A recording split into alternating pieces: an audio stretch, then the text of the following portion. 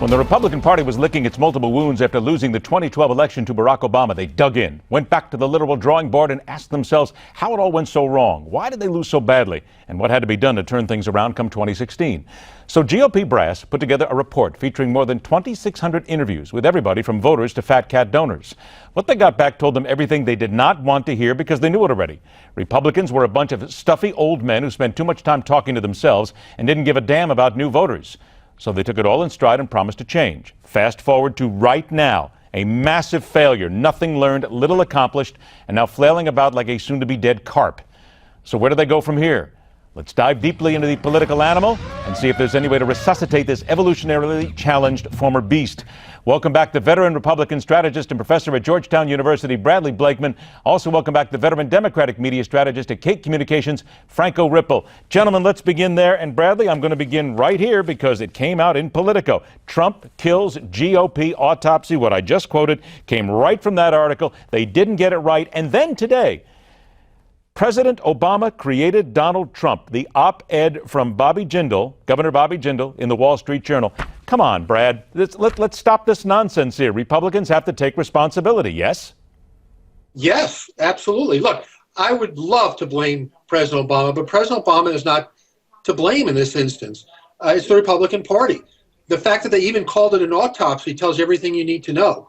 The Republican Party is DOA. Right now, if we get skunked in this election, we're going to be in the wilderness for a very long time. Because not only will we lose the presidency, we're likely to lose the Senate and some House seats, but beyond that, state legislatures, local elections.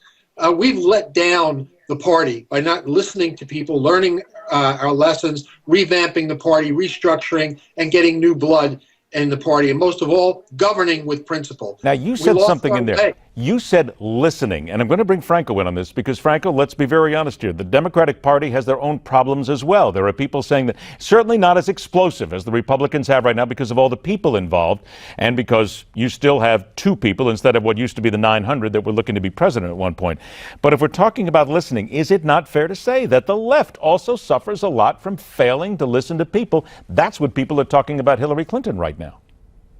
No, I don't think so at all. I think actually in the time that I've been involved in Democratic Party politics, in the decade plus of that, this party has actually broadened its coalition. And you can see that in the coalition that's not what I'm saying. That's not what I'm saying. I'm not talking about broadening a coalition. Wait a minute. No. I'm not talking about broadening a coalition here. I'm talking about listening because people right now say they don't trust Hillary Clinton, that the polls are out there. Does that not say that she's not listening?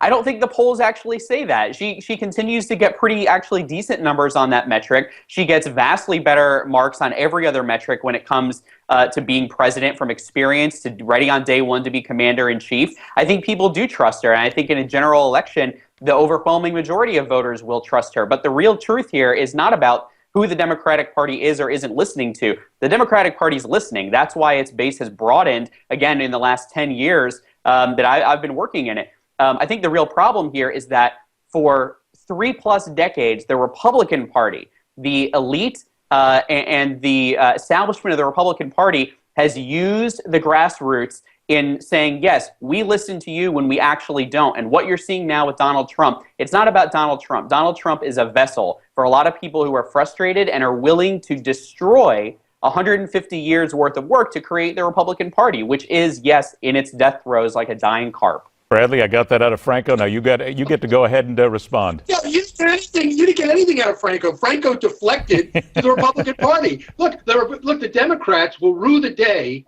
that they put Hillary Clinton up. You mean to tell me with their super delegates were nothing more than to hedge against the grassroots? If they don't like what the grassroots are doing, you move in the super delegates and you put up a candidate who the Democratic Party doesn't even trust or like.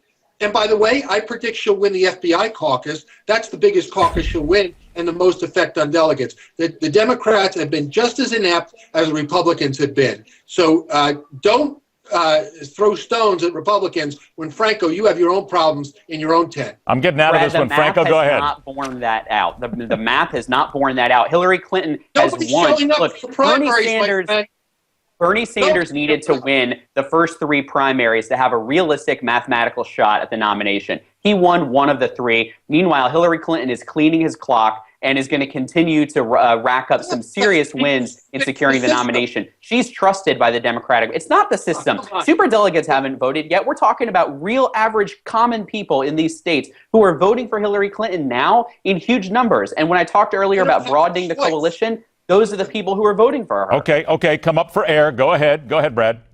They don't have a choice. You guys put the fix in on Hillary, somebody who's is about to be indicted by the FBI. I mean, this is ridiculous. You didn't listen to your base.